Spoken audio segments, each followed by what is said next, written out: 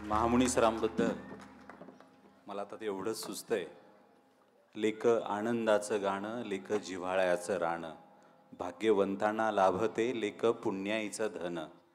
लेक जिजाऊ सावित्री, लेक अहिल्या बहिणा, नेई आभाळाला कीर्ती लेक घराचा दागिना.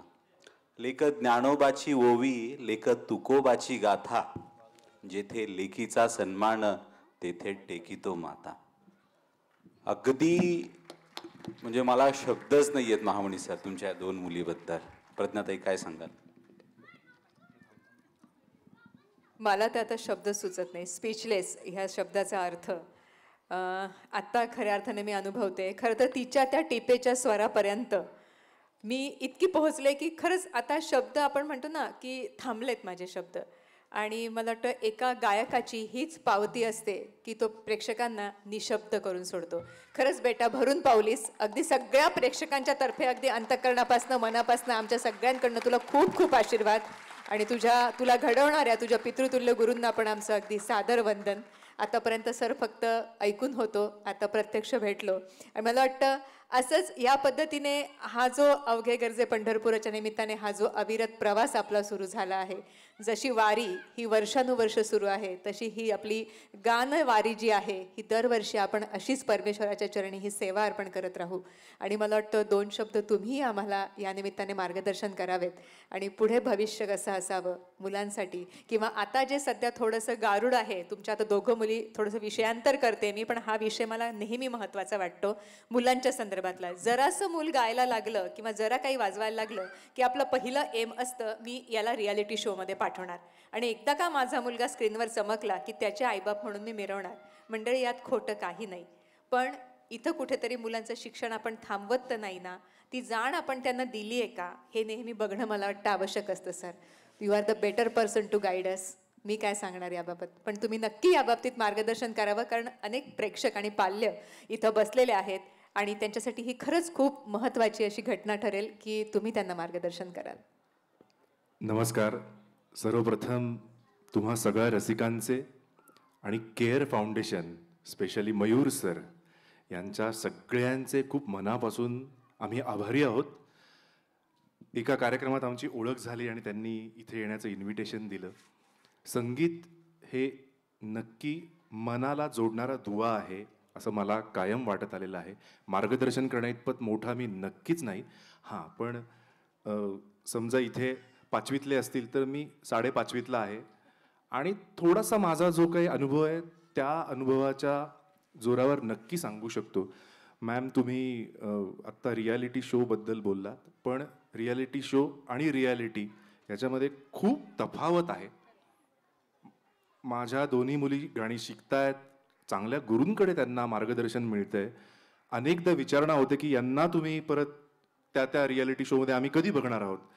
पण जोपर्यंत फाउंडेशन पक्क नाहीये, शिक्षणाचा गाभा तयार नाहीये, तोपर्यंत कुठलाही रियालिटी शोचा आपण माग पकडू नये असं माझ्या गुरूंनी पण मला शिकवलंय आणि तोच वारसा मी यांनाही पुढे देण्याचा प्रयत्न करतोय.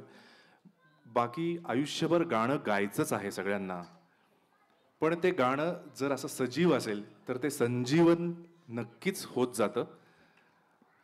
त्यामुळे रियालिटी शोच्या मागे पडण्यात काही तेवढी मजा नाही आहे. हां, आपण आपल्या टी व्ही समोर बघतो आणि छान वाटतं कौतुक, पण तिथून खाली उतरल्यानंतर काय आहे हा खूप ज्वलंत प्रश्न आहे. त्यामुळे आणि गाणं मनात असावं तर ते जनसामान्यांपर्यंत पोचतंच, त्याची दखल घेतली जाते. त्यामुळे रियालिटी शो हा एक त्यातला छोटासा टप्पा आहे. मूळ गाणं शिकणं हे खूप महत्त्वाचं आहे, कारण गाणं आयुष्यभर तुमच्या बरोबर राहणार आहे. रियालिटी शो येतील जातील, पण गाणं हे चिरकाल टिकणारं आहे.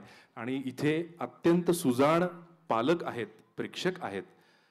मुळात चांगलं ऐकणं हे शिकवण्याची आत्ता एक छोटी गरज निर्माण झाली आहे असं माझ्या गुरूंनी पण सांगितलं.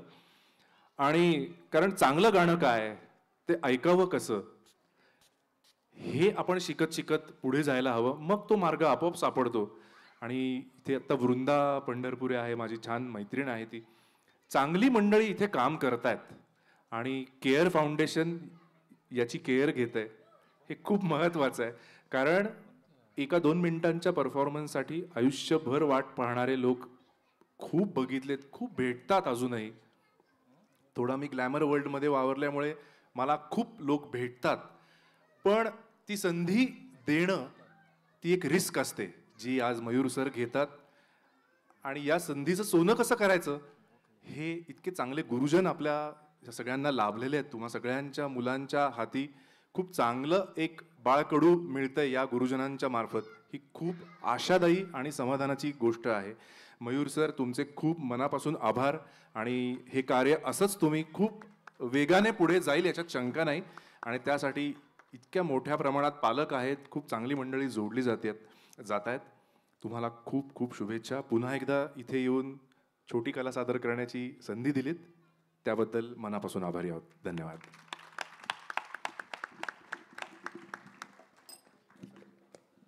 मंडळी, थोडासा अगदी 2-3 मिनिटाचा या ठिकाणी आपण ब्रेक घेणार आहोत.